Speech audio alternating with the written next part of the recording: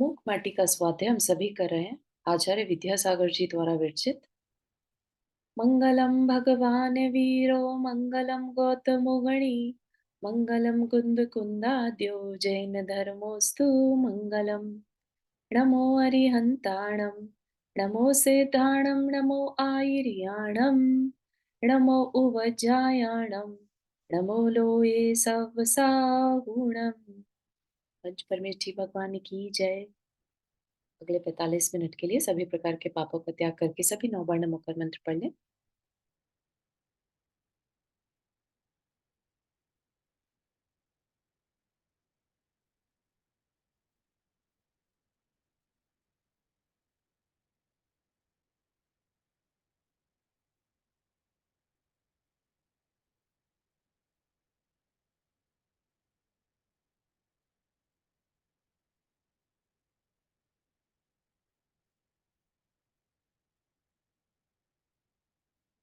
हम्म, तो हमारा मूक माटी का जो ये स्वाध्याय चल रहा है ना, इसमें हम कहानी के साथ साथ बहुत ज्यादा गहराई तक जीवन के रहस्यों को समझते हैं। जैसे आचार्य श्री के अंदर खुद में भी बहुत जबरदस्त तरीके से डिसिप्लिन भी था, वैराग्य भी था, मैनेजमेंट भी था, है ना। और उन्होंने मतलब बाहर की दुनिया को देखते हुए अपने आप को वैराग्य के रास्ते पर रखा। ठीक है ना। तो उन्होंने उन सारे जितने भी रहस्य हैं या जीवन के संदेश हैं, उनको इस मूक माटी स्वाध्याय के अंदर या इस मूक माटी महाकाव्य में लिख दिया। ईच एंड एवरीथिंग उन्होंने जब इसको लिखा उसके बाद आप देखिएगा कि कुछ भी नयापन उनके किसी भी राइटिंग में नहीं मिलेगा। ये जो है यूनिक है अपने आप में। इसमें ही उन्होंने सारी चीजें उतार दी जैसे, है ना। इसके बाद आपको ऐसा लगेगा कि अरे ये बात तो उन्होंने फलाने प्रवचन में भी कही थी, या ये बात तो इनके उस शास्त्र में भी कही गई है ना। क्योंकि ये उनके अंदर की गहराई से निकलती हुई आवाज थी। एक होता है ना शास्त्र की, जब हम टीका करते हैं, टीका मतलब मीनिंग लिखते हैं, तो वो तो एक आचार्य को ध्यान में रखकर लिखा जाता है कि वो क्या कहना चाह रहे हैं, यहाँ पर सुनने वाला क्या चाहता है ना। लेकिन ये काव्य लिखते समय उनके पास कोई भी ऐसा बंधन नहीं था। उन्होंने बिल्कुल मतलब अपने कवि हृदय को, जो कि बहुत टचिंग रहता है ना, कवि हृदय, कभी सोचा आपने किसी के लिए एक लाइन भी सोची हो? जो ये सिंगर्स होते हैं, लिरिक्स लिखने वाले होते हैं, जो बहुत रोमांटिक सॉन्ग्स होते हैं, वो ऐसे इतने रोमांटिक हो जाते हैं कि आपका मन परिवर्तित कर दे, इस तरह इतने डीपली जाकर लिखे जाते हैं। तो ऐसे ही आचार्य श्री के जो अंतरंग से आवाज निकली है ये वाली, ये किसके लिए निकली है? ये कोई माटी की कहानी नहीं बतानी थी, कोई मछली की स्टोरी नहीं बतानी थी, है ना। उनके थ्रू जीवन का सत्य बताना था। ठीक है। कदम कदम पर हमें उनके जीवन के सत्यों के बारे में स्पेशली बताते रहे। ठीक है। आज भी ऐसा ही कुछ हमें सीखने को मिलेगा। क्या चल रहा था हमारा विषय यहाँ पर? कि मछली, एक मछली, ठीक है, अभी तक तो अंधकूप में पड़ी थी, कोई मतलब नहीं था उसे, है ना, खुश थी। लेकिन अब उसे रियलाइज हुआ, जिसको वो सुख मान रही थी, वो तो एक अंधकूप है जहां पर कभी कल्याण नहीं हो सकता। तो मुझे बाहर आना है, मुझे प्रकाश में जाना है। ठीक है ना। ऐसे ही क्या हम नहीं अपने ऊपर सोचते कि हम, एक्सक्यूज मी, हाँ, सॉरी, कौन सा पेज है ये? Page number? पेज नंबर 97 है बुक, अच्छा, मतलब बुक नहीं पीडीएफ खोली का। क्या तुमने?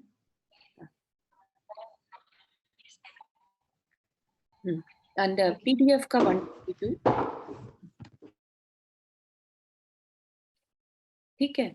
तो यहाँ पर ऐसा ही हम जैसे मछली की कहानी नहीं बताई जा रही है, उस चीज को हम आंख बंद करके अपने ऊपर उतारें कि क्या हम इस अंधकार भरे संसार में नहीं है भरे हैं, मतलब तैर रहे हैं। कोई हमें बचा ले या कोई हमें कोई मतलब नहीं है, बस हम हैं इस संसार में, है ना? अंधकारमय इस संसार में है। हमें कोई रोशनी मिल जाए, ज्ञान की रोशनी मिल जाए, अंतरंग का हमारा ज्ञान जग जाए, ऐसी कोई फीलिंग हमारे अंदर नहीं आती, ठीक है ना? तो वो जिस दिन आ जाएगी तो हमें भी इस संसार से अब कोई निकाल दे या मुझे निकलना है, ऐसा संकल्प हम कर पाते हैं, ठीक है ना? तो उस मछली के हृदय में ऐसा एक संस्कार आया, ठीक? और जैसे ही उसने ये दृढ़ संकल्प किया, है ना? हम भी तो ऐसा ही करते हैं ना, मैनिफेस्टेशन इसी को कहते हैं। हमने कोई विश इस यूनिवर्स में भेजी कि मुझे ये करना है, मुझे ये चाहिए, and universe starts giving it to us. तो बहुत बड़ा ये लॉ ऑफ अट्रैक्शन का एग्जाम्पल दे रहे हैं। और इमीडिएटली उस मछली की पुकार को यूनिवर्स ने सुन लिया, और वो जो कुंभकार है उसने वो मछ बाल्टी जो है, मछली उसे क्या किसकी तरह से देख रही है, उतरता हुआ यान सा दिखा। और उस पर क्या लिखा था बाल्टी के ऊपर? धम्मो दया विशुद्धो। धर्म किससे विशुद्ध होता है? निर्मल होता है दया से। जिस धर्म में दया नहीं, वो धर्म मतलब व्यर्थ है, ठीक है? और धम्मम शरणम गच्छामि, धर्म की शरण में जाता हूँ, ठीक है? ऐसे धर्म जहाँ दया से वो विशुद्ध है, ऐसे धर्म की मैं शरण लेता हूँ। उस बाल्टी के ऊपर ऐसा लिखा था, ठीक? तो जैसे जैसे वो बाल्टी नीचे उतर रही थी, अब बाकी जीव जंतु तो अपनी प्राण रक्षा के लिए इधर उधर भागे, ठीक? लेकिन मछलियां जो थी, मछलियों को लगा शायद कुछ भोजन आया है उनके लिए, है ना? कुछ तो है, क्यूरोसिटी में उन्हें ऐसा लगा शायद हमारे लिए कुछ आया है।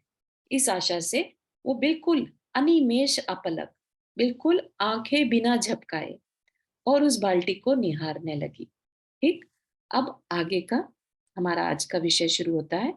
पर यह क्या वंचना, यह क्या वंचना, खाली बाल्टी देखकर उसे नूतन जाल समझ सब मछलियां भागती भीति से, मात्र संकल्पिता वह मछली खड़ी है, वहीं खड़ी है। साथ एक की सखी है उसकी, और उस सखी को कुछ कहती है वह, चल रही, चल रही चल, इसी की शरण ले हम। धम्मो दया विशुद्धो, यही एकमात्र शरण है, यही एकमात्र है अशरणों की शरण। महा आयतन है यह, यही हमारा जतन है, वरना निश्चित ही आज या कल काल के गाल में कवलित होंगे हम, ठीक है? तो ये बहुत जैसे उन्होंने देखा, है ना? हर मछली पहले तो सब खड़ी थी वहीं की वहीं देखने के लिए कि क्या आया हमारे लिए। उनको लगा उनका भोजन आ गया, ठीक है ना? लेकिन वंचना, वंचना मतलब अरे ये क्या, हम तो ठगे गए, धोखा हो गया हमारे साथ। क्या आया? खाली बाल्टी, ठीक है ना? खाली बाल्टी को देखकर उन्हें लगा शायद हमें फंसाने के लिए नूतन जाल, नूतन मतलब नया कोई जाल है ना? उसको बंधन समझकर क्या हुआ, सब मछलियां डर के मारे भागने लगी। कौन रुक गया वहां पर? मात्र संकल्पिता वह मछली, उस एक मछली ने जिसने संकल्प लिया था कि मुझे अपना कल्याण करना है, मुझे प्रकाश में जाना है, मुझे ऊपर जाना है, ऊपर उठना है ना? तो वह संकल्पिता मछली वहीं खड़ी रही। क्यों खड़ी रही होगी? क्या उसे डर नहीं लगा? है ना? ये बात हमें पहले बताई गई थी कि जब इतना अंदर से अगर आपको ध्यान हो ये बात, अभय का निलय हुआ, सभय का विलय हुआ, क्योंकि उसने जल से अपने प्रेम को हटा लिया था। यहाँ पर ये लाइन देख रहे हैं ना, अभय का निलय हुआ, सभय का विलय हुआ, क्योंकि उसने अब जहां वो है उस जल के प्रेम से अपनी मन को हटा लिया। ऐसा ही हम सबके साथ भी है। अगर हम संसार में अपने बंधनों को जो आ, ये मानते हैं कि ये प्रेम के बंधन है ना, इनके बिना मेरा क्या चलेगा, कैसे चलेगा, हम मरने से डरते हैं, इनके वियोग से डरते हैं, यही तो डर होते हैं ना अपने। अगर हम रियलिटी को समझकर और इन भयों से अलग हो जाएं, तब हम अपना कल्याण कर सकते हैं। तो यह जब सारी मछलियां भागी, ये मछली नहीं भागी, क्योंकि इसके अंदर का डर निकल चुका था कि ये जो जहां पर मैं रहती हूँ, ये जगह छूटती है तो छूटे। ठीक है ना? तो सब चली गई। एक सखी, यानी एक और मछली जो थी, उसकी वो रुकी हुई थी उसके साथ, मतलब उसने उसको देखा, अपनी सखी को होता ही है कि चलो तुम भी मेरे साथ चलो, है ना? तो उसने कहा चलो चलो, तुम भी मेरे साथ चलो, और इसकी अपन शरण लेते हैं। ठीक है, जिसे अपन क्या कहते हैं, कल्याण मित्र। ठीक है ना? जो अपने को सही रास्ते पर ले जाने में इंटरेस्टेड हो। अगर कोई फ्रेंड कहे कि चलो भाई शॉपिंग चलते हैं, चलो भाई गॉसिप करते हैं, या और टाइम पार्टी करते हैं, है ना? कहने को फ्रेंड वो काम भी कर सकते हैं, लेकिन उनको हम कल्याण मित्र नहीं कहेंगे। जो हमें हमारी आत्मा में थोड़ी ऊंचाइयां दे सके, ऐसा साथ जो होता है वो कल्याण मित्र का होता है। जो हमें नीचे गिराए, गलत आदतों में ले जाए, वो कल्याण मित्र नहीं कहलाएगा। ठीक? तो उसने, मछली ने, जो संकल्पिता मछली थी, उसने अपनी सखी से कहा चल रही चल, इसी की शरण ले हम। जो बाल्टी आई है, क्योंकि इस पर क्या लिखा है, धम्मो दया विसुद्धो, यही एकमात्र अशरणों की शरण है। ये बाल्टी ही हमारी शरण है, महा आयतन है यह, यही हमारा जतन है। जतन मतलब पुरुषार्थ। ठीक? कि ये हमारा पुरुषार्थ है, और महा आयतन है मतलब हमारा सहारा है। ठीक है? जैसे हमारे लिए आयतन क्या है, सच्चे देव, शास्त्र और गुरु, है ना?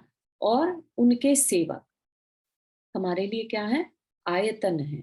हमारी हमारी सहायता करने वाले, सपोर्टर जिसे कहते हैं, हमारे को ऊंचा उठाने वाले हैं। ठीक? वरना निश्चित ही आज या कल, काल के गाल में कवलित होंगे हम, है ना? मौत तो सबकी आनी है, मरना सबको है। तो वो कह रही है कि मरना तो है ही, क्यों नहीं हम इसकी शरण ले लें, है ना? ऐसा ही तो है, हम मोक्ष मार्ग पर हैं तो भी काल आएगा, और संसार में है तो भी काल आएगा, है ना? लेकिन हम कुछ नया ट्राई तो करें। संसार के दुख तो हमें मालूम ही है, लेकिन मोक्ष मार्ग पर चलकर हम देखें तो सही हमें क्या मिलने वाला है। क्योंकि उसको अशरणों की शरण कहा, तो क्यों नहीं हम ट्राई करते। ठीक है ना? तो वो मछली थोड़ी समझदार सी थी, उसने कहा आज या कल निश्चित, निश्चित मतलब फॉर श्योर, है ना? कवलित होंगे मतलब खा लिए जाएंगे, काल के द्वारा हम खा लिए जाएंगे, खत नष्ट हो जाएंगे, है ना? क्या पता नहीं तुझको, छोटी को बड़ी मछलियां साबुत निकलती हैं यहाँ, है ना? तो क्या कह रही है कि एनीवेज, जो बड़ी मछलियां हैं वो छोटी को साबुत का साबुत खा जाती हैं। सहधर्मी सजाति में ही वैर वैमनस्य भाव परस्पर देखे जाते हैं। श्वान श्वान को देखकर ही नाखूनों से धरती को खोदता हुआ गुर्राता है बुरी तरह। अब इस पर उसकी सखी बोलती है, कथनचित बात सच है तुम्हारी, परंतु हमारे भक्षण से अपनी ही जाति यदि पुष्ट संतुष्ट होती है तो वह इष्ट है, क्योंकि अंत समय में अपनी ही जाति काम आती है, शेष सब दर्शक रहते हैं दार्शनिक बनकर। और विजाति का क्या विश्वास, आज श्वास श्वास पर विश्वास का श्वास सा देखा जा रहा है प्रत्यक्ष। और सुनो, बाहरी लिखावट सी भीतरी लिखावट माल मिल जाए फिर कहना ही क्या। यहाँ तो मुंह में राम बगल में बगुला छलती है। तो वो जो दूसरी मछली है, वो क्या कह रही है, कह रही है सहधर्मी सजाति में ही वैर वैमनस्क भाव परस्पर देखे जाते हैं। तो अब ये एक रियलिटी को बता रहे हैं आचार्य श्री यहाँ पर।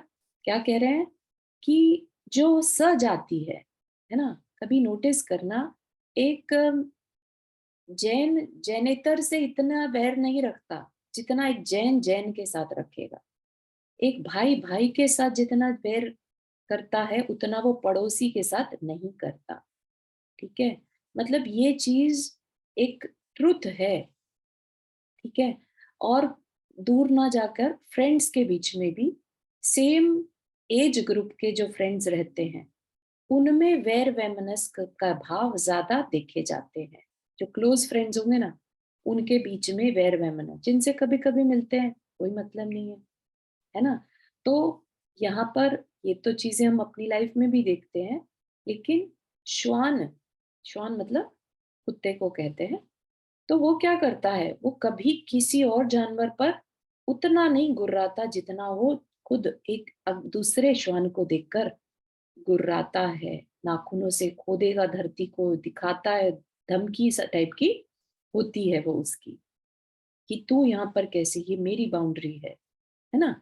तो कहने का मतलब ये है, यहाँ पर जीवन की वास्तविकता बताई जा रही है, राइट। सहधर्मी सजाति में ही वैर वैमनस्क भाव परस्पर देखे जाते हैं। अब इस पर उसकी सखी बोलती है। सखी क्या कहती है, बात तो तुम्हारी कुछ कुछ ठीक है, कथनचित मतलब कुछ कुछ ठीक है।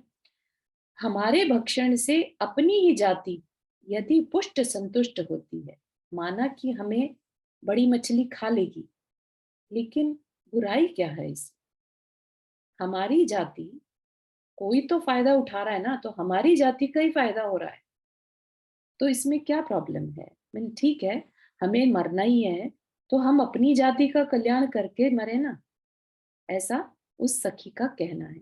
क्योंकि अंत समय में अपनी ही जाति काम आती है, शेष सब दर्शक रहते हैं दार्शनिक बनकर। तो ये भी एक जीवन का सत्य है, कि जो कहते हैं ना कि अ, मुसीबत के समय खून ही काम आता है, भाई ही भाई के काम आता है, दोस्त तो छू मंतर हो जाते हैं।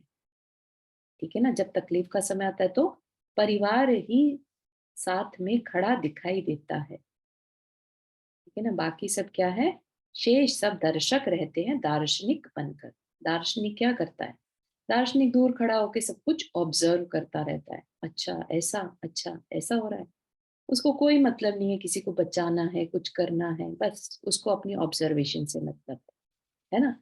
तो ऐसे ही सब दर्शक बने रहते हैं। कभी रोड पे देखा भी होगा ना, कभी किसी के घर में कुछ हो जाए, बाहर में सब दर्शक आकर खड़े हो जाएंगे, है ना। और फिर परिवार के लोगों को ही लगता है कि नहीं नहीं, बाहर में सब दर्शक देख रहे हैं, लेट्स नॉट डू इट।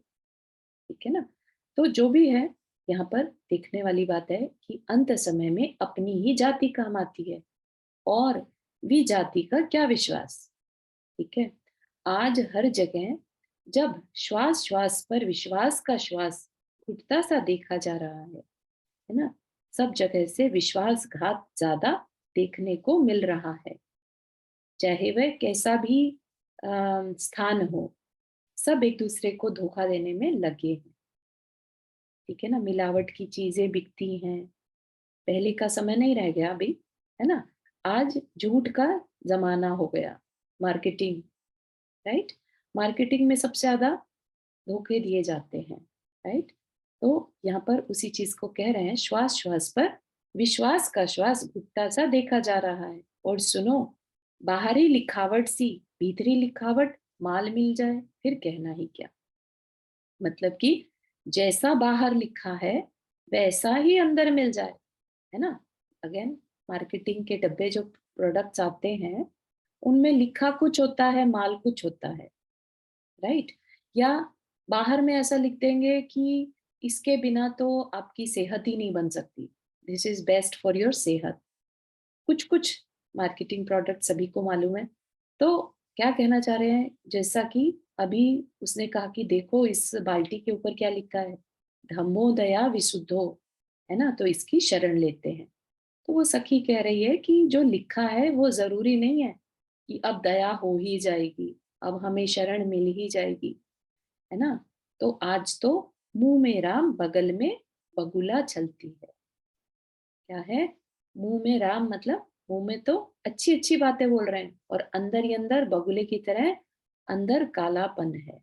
बगुला बाहर से सुंदर होता है, वाइट होता है, लेकिन वो कभी भी देखते हैं उसकी बात जब भी आती है, बगुला भक्त जो बाहर से कुछ और अंदर से कुछ होते हैं। जैसे ही मछली देखी, वो एकदम शांत खड़े रहते हैं, जैसे ही मछली देखी उस पे झपट पड़ते हैं। ठीक है ना।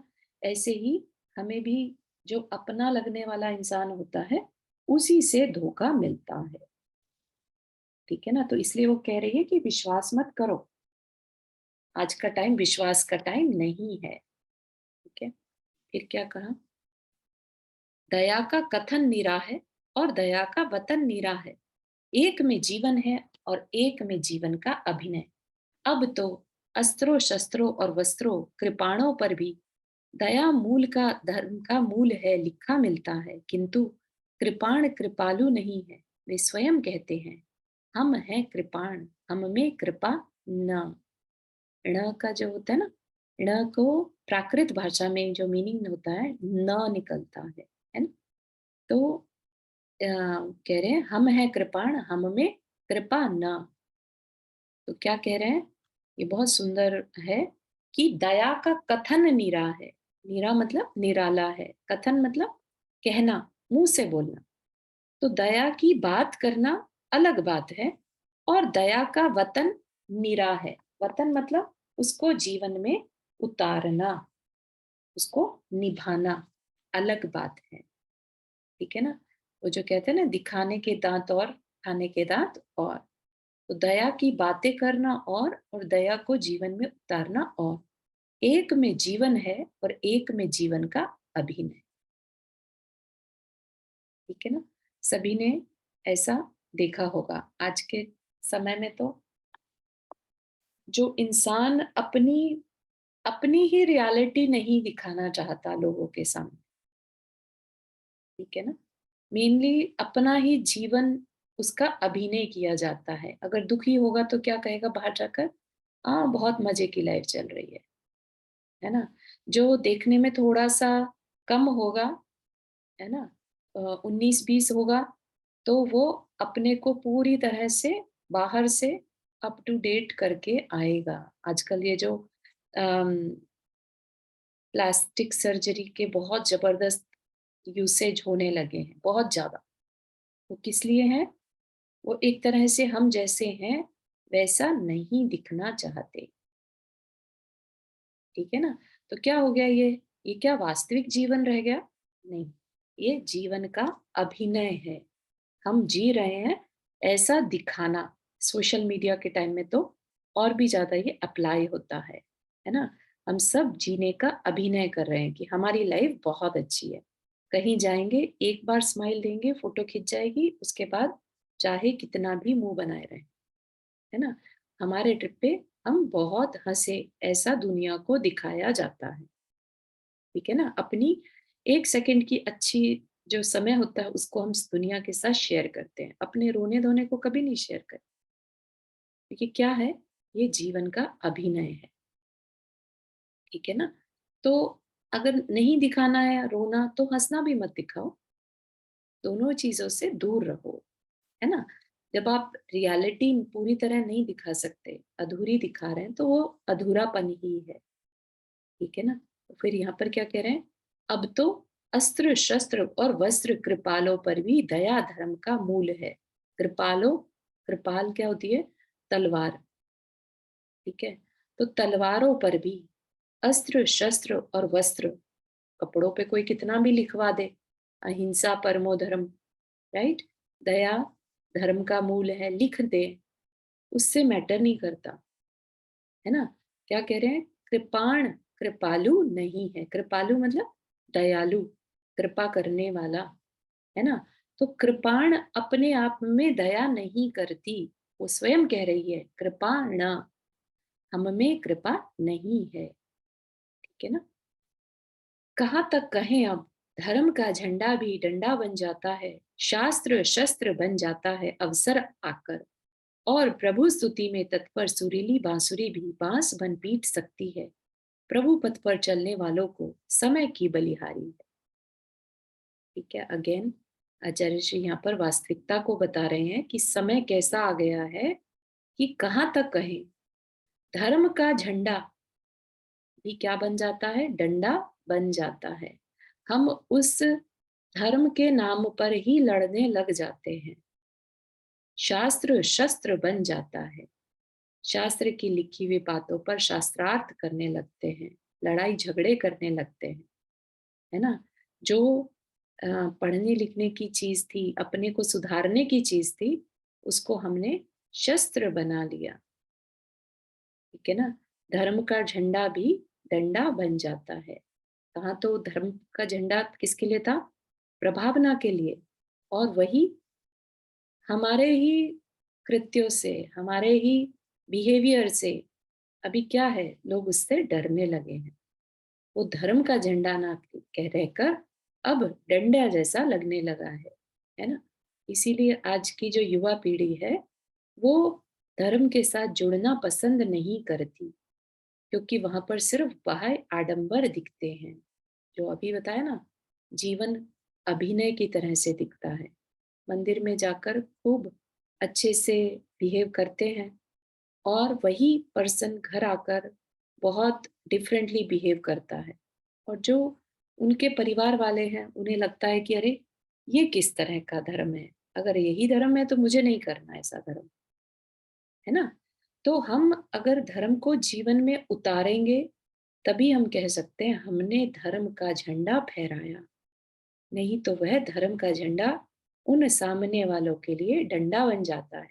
और ये हम धर्म की अप्रभावना में कारण बन जाते हैं।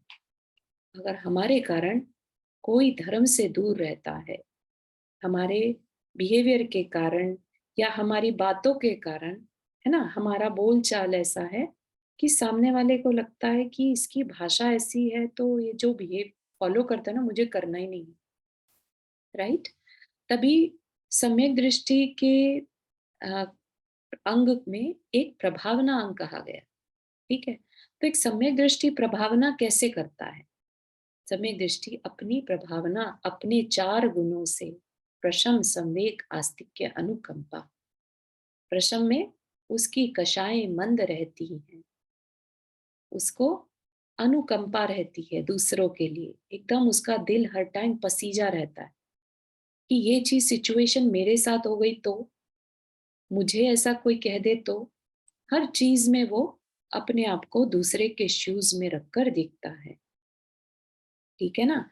उसके ऐसा करने के कारण ही उसको धर्म प्रभावना का अंग माना है, उसके इस बिहेवियर को प्रभावना का अंग माना है। ठीक है ना? और हम अपने बिहेवियर को देखें अगर, कि हम जो करते हैं उससे 4 लोग प्रभावित हो रहे हैं कि नहीं, है ना? अगर हमें आकर कोई कह दे कि आप जैसा जिस तरीके से भक्ति से पूजा कर रहे थे ना, हमारा भी मन किया। आप जिस तरह से शांत रहते हैं ना, हमारा को भी मन हुआ हम जाने कि कैसे रहते हो, क्या करते हो ऐसा, है ना? तब आप उनको इस मार्ग पर इंट्रोड्यूस कर सकते हैं, ठीक है ना? और ये स्टार्टिंग कहाँ से होती है? हमेशा याद रखिएगा, जिनेंद्र वर्णिक जी कहते हैं शांति पथ प्रदर्शन में कि धर्म या कोई भी धर्म की क्रिया, संयम, सब पहले अपने घर से शुरू होता है। कि अनलेस घर के लोग पूरी तरह से विपरीत प्रवृत्ति वाले हैं, ठीक है ना? Exceptions can be there, but always starts from home. ठीक, अगर घर के लोग हमें, हम, क्योंकि वही हमें सबसे ज्यादा जानते हैं, अगर वो हमें चेंज हुआ नहीं देख पा रहे हैं, राइट, तो हम दूसरों को नहीं प्रभावित कर सकते। प्रभावना का मतलब क्या है? प्रभावित करना, राइट? तो प्रभावित करने के लिए अपने ही घर के लोगों से हम स्टार्ट करें, कहीं दूर नहीं जाना। घर के लोग जब बदलते हैं कि नहीं, इसमें चेंज आ रहा है, तो फिर तुम सोचो कि इसका मतलब बाकी जो तुम्हें नहीं जानते, उनकी लाइफ भी आपके कारण बदल सकती है। Now you are ready for dharma prabhavana. ठीक है? तब आप अपने आप को सम्यक दृष्टि की कैटेगरी में रख सकते हैं। ठीक है? तो यहाँ पर बड़ी डीप बात उन्होंने हमें बताई कि कहाँ तक कहें, समय की बलिहारी है। धर्म का झंडा भी डंडा बन जाता है, शास्त्र शस्त्र बन जाता है। कहा तो हम बैठकर पढ़ रहे थे, लेकिन आप सोचिए कि हम पढ़ इसलिए रहे हैं, अगर हमारा ये अभिप्राय है कि हम इसलिए पढ़ रहे हैं कि दूसरे की कमी निकाल सके, दूसरे को नीचा दिखा सके, है ना? लड़ाई का कारण बन सकता है वो शास्त्र। वो शास्त्र फिर अपने जीवन में परिवर्तन लाए वैसा नहीं बनेगा, शस्त्र बन जाए, ठीक है ना? उसी का एक और एग्जाम्पल लिया कि प्रभु स्तुति में तत्पर सुरीली बांसुरी भी बांस बन पीट सकती है, ठीक है ना? कहा तो वो बांसुरी बजाने के काम आ रही थी, प्रभु की भक्ति हो रही थी उससे, लेकिन अगर अभिप्राय सही नहीं है तो उसी बांसुरी को लेकर दूसरे को पीटने के काम में भी लिया जा सकता है। तो ये अपने हाथ में है, ठीक है ना? अपने हाथ में है कि हम किस तरह का बिहेवियर करते हैं, क्योंकि इतनी बड़ी-बड़ी बातें जो लिखनी पड़ रही हैं, दया का कथन निरा है और दया का वतन निरा है। ये वाक़ई में हो रहा है ना? आज हम ऐसा ही मायाचारी का जीवन जी रहे हैं। हमें लगता है कि अरे! मंदिर में तो सब हमें अच्छा ही मानते हैं ना, ठीक है, अच्छा है, इतना ही बहुत है ना? घर के लोग हमें जो भी सोचते रहें, हमें फ़र्क नहीं पड़ता। तो ये क्या कहलाएगा? ये एक तरह का जीवन का अभिनय है, ठीक है ना? ये अपने आप से मायाचारी करना है, अपना ही नुकसान करना है। हमें बल्कि शुक्र मनाना चाहिए, अगर घर वाले कहते हैं कि तुम में ये कमी है, तो उस पर हमें वर्क करना चाहिए, बहुत-बहुत ज़रूरी है, ठीक है ना? क्योंकि घर वाले हमें सबसे ज़्यादा जानते हैं और बिना किसी उसके अच्छा है, बहुत अच्छा है कि हमें सही सुधरने का मौका मिल रहा है, कोई इसमें मान नहीं, ठीक है ना? तो हमारे अंदर की कमियाँ हम देखें, अभी इसमें और भी इसी से रिलेटेड बहुत सुंदर कथन आने वाला है, ठीक है? तो आगे बढ़ते हैं। सखी की बात सुनकर मछली पुनः कहती है कि यदि तुझे नहीं आना है मत आ, परंतु उपदेश देकर व्यर्थ में समय मत खा। और सहेली के बिना अकेली ही चलती मछली सामयिक सुक्तियां छोड़ती हुई, तो सखी की बात सुनकर सखी तो समझाने लगी कि देख ऐसा है, क्या विश्वास करना, आजकल सब जगह धोखा है, तुझे भी धोखा मिल सकता है ना? इस तरह से वो उसे डराने की कोशिश कर रही है। तो मछली कहती है कि नहीं नहीं, तुझे नहीं आना है तो मत आ, मैं व्यर्थ में समय मेरा वेस्ट मत कर, बहुत कम समय के लिए अपॉर्चुनिटी मिली है, मुझे उसको फॉलो करना है ना? और मछली जो है अकेली ही चल पड़ी उस बाल्टी में, ठीक? फिर यहाँ पर बहुत अच्छी बात कह रहे तो हैं। चारू इसका क्या मतलब हुआ जैजनेट? जी। सामयिक चुक्तियाँ छोड़ती हुई। हाँ, सामयिक सुक्तियाँ मतलब जो उसे बातें कही जा रही थी, उस समय के हिसाब से सामयिक, है ना? कि भई तुम ये मत करो, वो मत करो, इस तरह की सूक्तियाँ मतलब सेंटेंसेस, ठीक है ना? तो ओके, उनसे उसने कोई मैटर नहीं रखा और अकेली ही चली गई। ठीक। Okay, thank you. प्रत्येक व्यवधान का सावधान होकर सामना करना नूतन अवधान को पाना है, या यूं कहूं इसे अंतिम समाधान को पाना है। तो यहाँ पर बहुत सुंदर, अगेन आचार्य श्री जो थे मैनेजमेंट गुरु थे, ठीक? क्या कह रहे हैं, जीवन में अगर प्रत्येक व्यवधान का, व्यवधान मतलब प्रॉब्लम्स, रुकावटें, अगर हम प्रत्येक व्यवधान का सावधान होकर सामना करें, ठीक है, सावधान होकर करें तो मतलब पूरी देखभाल कर, अवेयरनेस के साथ, तो नूतन अवधान को पाना है। अवधान क्या होता है? नए एक्सपीरियंस, नए नॉलेज हमें मिल सकता है, या यूं कहूं इसे अंतिम समाधान को पाना है। अंतिम समाधान भी हो सकता है, नया एक्सपीरियंस भी हो सकता है, और हम अपने अंतिम लक्ष्य तक भी पहुंच सकते हैं। करना क्या है? प्रॉब्लम्स को फेस करना है, उनसे सीखना है, सामना करना है। समझ रहे हैं आप कितना सुंदर उन्होंने हमें यहाँ पर वाक्या दे दिया। हम जो छोटी-छोटी प्रॉब्लम्स में घबरा जाते हैं, है ना? उनको यहाँ पर क्लियरली क्या कहा जा रहा है, जब कोई बड़ा कह दे कि नहीं, नहीं बेटा इट्स ओके, प्रॉब्लम सबकी लाइफ में आती हैं, उसको अपनी पूरी सावधानी के साथ फेस करो, जितना तुम कर सकते हो। सावधान का मतलब क्या है?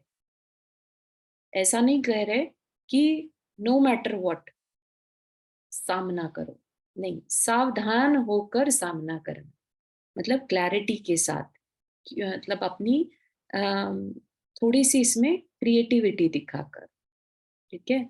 तो उसको फेस करो और फिर क्या होगा? नई कुछ नया निकल कर आएगा, है ना? जैसे अम, किनका एग्ज़ाम्पल आता है जिसने सिलाई मशीन या बल्ब का ले लीजिए, है ना? न्यूटन ने बल्ब को इज़ाद किया था, थॉमस एडिसन ने। तो वो उनसे बल्ब नहीं बन रहा था, 10,000 टाइम ही फेल्ड, राइट? तो उनने क्या जवाब दिया कि मैंने 10,000 टाइम फेल नहीं मानता अपने आप को। मैं ये मानता हूँ, मुझे ये पता चला कि इन 10,000 तरीकों से बल्ब नहीं बन सकता। आप समझ रहे हैं? कितनी बड़ी बात है। फेलियर को एक्सेप्ट कैसे करना, ये भी एक मैनेजमेंट का तरीका है कि तकलीफ आ सकती है, लेकिन उसको एक्सेप्ट करना, फीडबैक को एक्सेप्ट करना कि ये ठीक काम नहीं कर रहा है, दैट्स ओके, नहीं कर रहा है, let me try another way, ठीक है ना? वो जो कहते हैं ना कि चींटी का एग्जाम्पल आता है ना, बार बार गिरती है दीवार पर चढ़ने के लिए, राइट? गिरती है, उतरती है, गिरती है, फिर चढ़ती है ना? इसलिए कोशिश करने वालों की कभी हार नहीं होती। ठीक है? हरिवंश राय बच्चन जी की एक कविता है, बहुत सुंदर, बहुत मोटिवेटेड करने वाली। तो वही चीज यहाँ पर है कि प्रत्येक व्यवधान का सावधान होकर सामना करना, नूतन अवधान को पाना है, या यूं कहूं इसे अंतिम समाधान को पाना है। तो हम, हो सकता है, अपने जिस काम से हम आगे बढ़े थे वो ही पूरा कर पाए। ठीक? फिर ये अगली बात जो कही जा रही है वो भी बहुत इंटरेस्टिंग है। गुणों के साथ अत्यंत आवश्यक है दोषों का बोध होना भी, किंतु दोषों से द्वेष रखना दोषों का निक्सन है और गुणों का विनशन है। कांटों से द्वेष रखकर फूल की गंध मकरंद से वंचित रहना अज्ञता ही मानी है, और कांटों से अपना बचाव कर सुरभि सौरभ का सेवन करना विज्ञता की निशानी है, सो विरलों में ही मिलती है ना?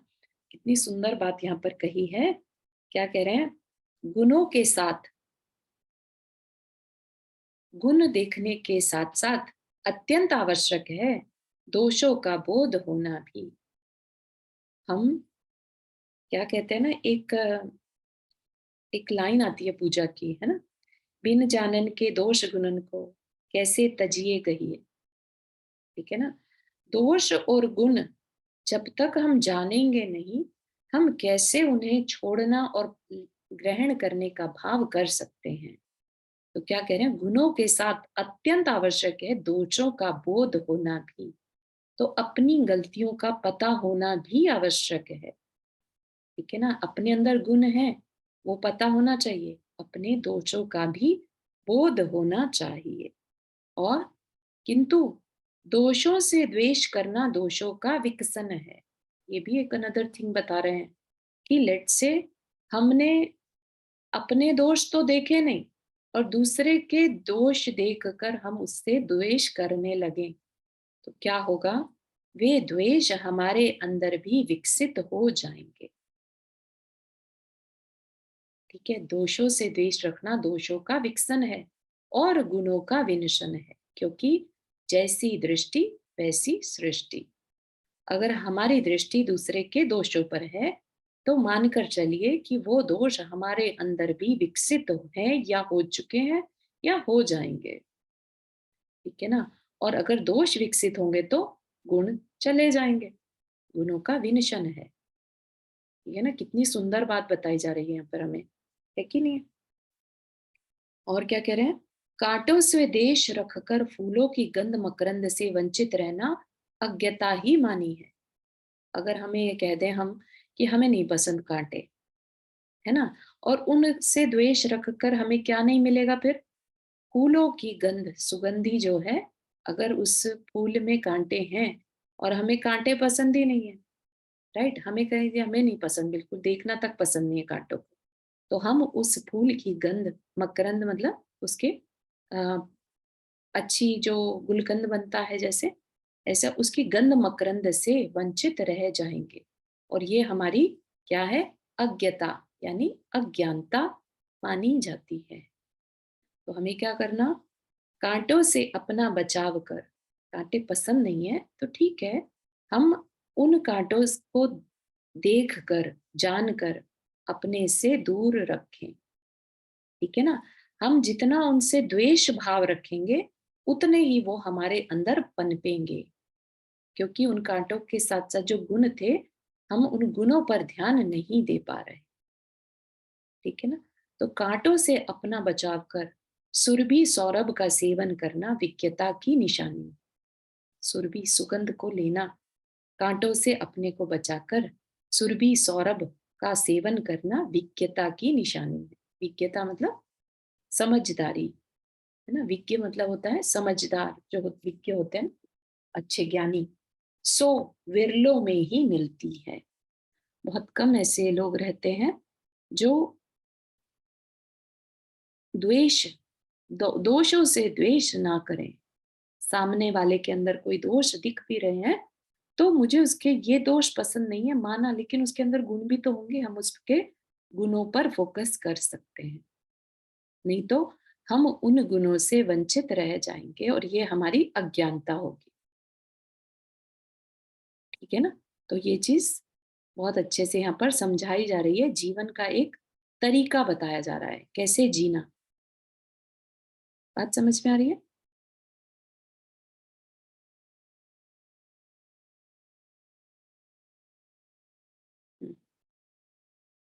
इधर उधर से उतरी बाल्टी में पानी और पानी में बाल्टी पूर्ण रूप से दोनों अवगाहित होते हैं। मछली उसमें प्रवेश पा जाती है। धम्मम शरणम पवज्जामि, इस मंत्र को भावित करती हुई आस्था उसकी और आश्वस्त होती जा रही है। आत्मा उसकी और स्वस्थ होती जा रही है। इस धृति की काष्ठा को देख, इस मति की निष्ठा को देख कर सारी की सारी मछलियां विस्मित हो आईं और कुछ क्षणों के लिए उनकी भीतियां विस्मृत हो आईं। आज के लिए इतना ही रखेंगे, इसका मीनिंग जान लेते हैं। क्या कह रहे हैं, इधर उधर से उतरी, उधर इधर अधर नहीं, इधर उधर नहीं है, अधर मतलब ऊपर से उतरी बाल्टी में पानी और पानी में बाल्टी दोनों मिक्स हो गए। जैसे जैसे पानी की बाल्टी अगर कुएं में चली जाए तो नहीं दिखेगी, है ना, वैसा पूर्ण रूप से दोनों अवगाहित एक दूसरे में समा गए। मछली उसमें प्रवेश पा जाती है। ठीक है, धम्मम शरणम पवज्जामि, ऐसा उसने उस पे लिखा हुआ देखा था। तो इस मंत्र को भावित मतलब भाती हुई। ठीक, अब क्या हुआ, आस्था उसकी और आश्वस्त होती जा रही है। पहले ही उसने भय रहित होकर ये डिसीजन लिया था कि मुझे तो जाना है। ठीक है ना, और आस्था उसकी और आश्वसित होती जा रही है। आश्वस्त कि हाँ, मैंने जो डिसीजन लिया है ना सही लिया है। आत्मा उसकी और स्वस्थ होती जा रही है। ठीक है, अब उसको जब लग रहा है कि ने सही शरण ली है, तो अब उसकी आत्मा जो है और अच्छा अंदर से फील कर रही है। इस धृति की काष्ठा को देखकर, धृति मतलब धैर्य, उसके इस धैर्य की पराकाष्ठा, काष्ठा मतलब पराकाष्ठा यानी उत्कृष्टता। तो उसने बहुत धैर्य रखा और डिसीजन लिया, है ना, और इस मति की निष्ठा को देखकर कि उसने जो दृढ़ संकल्पित थी उसने उसको फॉलो भी किया। ठीक, तो ऐसा देख कर सारी की सारी मछलियां विस्मित हो आई। विस्मित मतलब एक तरह से आश्चर्य हुआ उन्हें, है ना, और कुछ क्षणों के लिए उनकी भीतियां विस्मृत हो आई। अब उस मछली को देखकर अब उनके अंदर का जो डर था ना वो दूर होने लगा कुछ क्षणों के लिए। वो अलग बात है कि हर एक में वैसी दृढ़ संकल्पता नहीं होती। ठीक है ना, कुछ क्षणों के लिए उन्हें लगा कि अरे वाह कितना अच्छा डिसीजन ले लिया, लेकिन क्या वो ले सकते थे? नहीं, उनसे नहीं हो पा रहा था। लेकिन कुछ क्षणों के लिए ही सही उनके अंदर वो डर विस्मृत हो गया। ठीक है ना, तो इस तरह से आज हमने यहाँ तक का विषय देखा।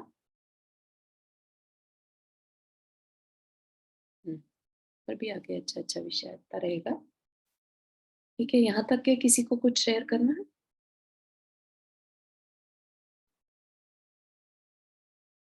क्लियर हो रहा है? दीदी बस वो एक बार फिर से वो वाली लाइन्स पे जाइएगा ना, प्रत्येक व्यवधान का सावधान होकर सामने। ये समझ आ गया, बस मैं लास्ट लाइन नोट करना चाह रही थी। हाँ, ये कहाँ गए? प्र- ये हाँ प्रत्येक व्यवधान का सावधान होकर सामना करना। हाँ, ठीक है, ये बहुत अच्छी लगी थी तो मैं बस इसे नोट करना चाह रही थी। ठीक है। हाँ ऐसे ऐसे लाइंस जो है ना मोटिवेशन के लिए बहुत अच्छी है। खूबसूरत। चारू जी जी रेखा जी। बहुत अच्छा लग रहा है क्योंकि वो भी पढ़ रही ना, वो शांति प्रदर्शन तो काफी ओ नाइस, बहुत अच्छा, बहुत ही बढ़िया रेखा जी। बहुत काम आने वाली चीजें हैं इसमें, है ना? हाँ, और इनमें से थोड़ी थोड़ी लाइंस भी अपने लाइफ में अपन उतार लें तो हम अपने ही कल्याण के लिए काम करेंगे, है ना? तो वही बात है कि एक अकेला अवतरे मरे अकेला होए, राइट? अपनी जिम्मेदारी अपनी है, इस जीवन की जिम्मेदारी सबकी अपनी अपनी है। उसमें अपन दूसरे का कुछ कर पाए, दूसरे को इस रास्ते पर चला पाए, है ना?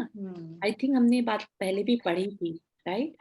कि स्व पर दया करना, लेकिन स्व पर दया दूसरों की पर का जब हम देखते हैं, पर में भी स्व की याद आती है, ठीक है? तो जब हम पर को याद करते हैं, पर का कल्याण करते हैं, तो अपना कल्याण भी उसमें शामिल होता है। हाँ।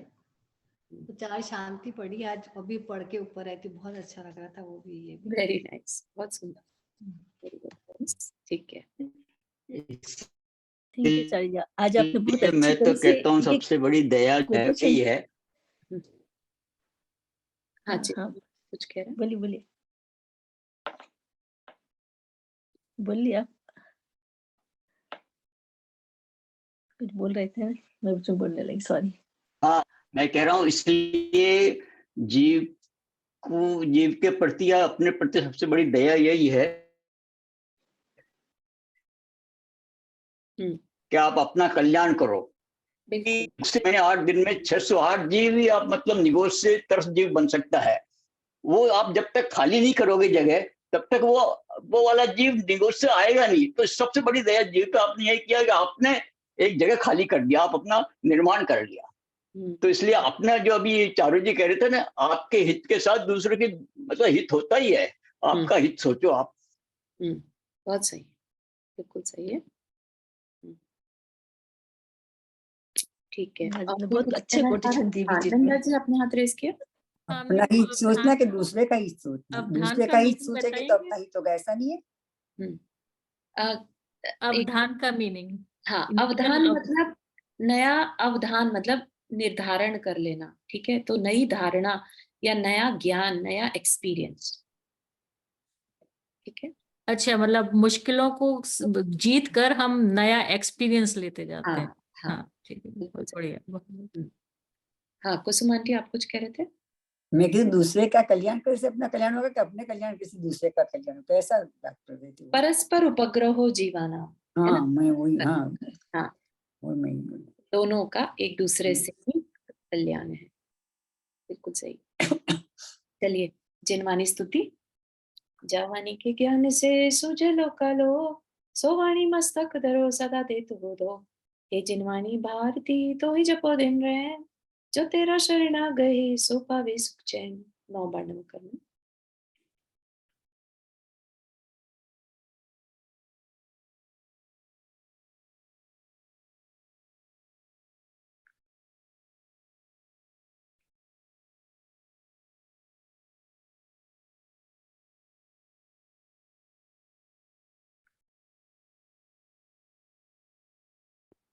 जय जिनेन्द्र सभी को। जय जिनेन्द्र। जय जिनेन्द्र, चारू जी। जय जिनेन्द्र। जय जिनेन्द्र। जय जिनेन्द्र सभी को।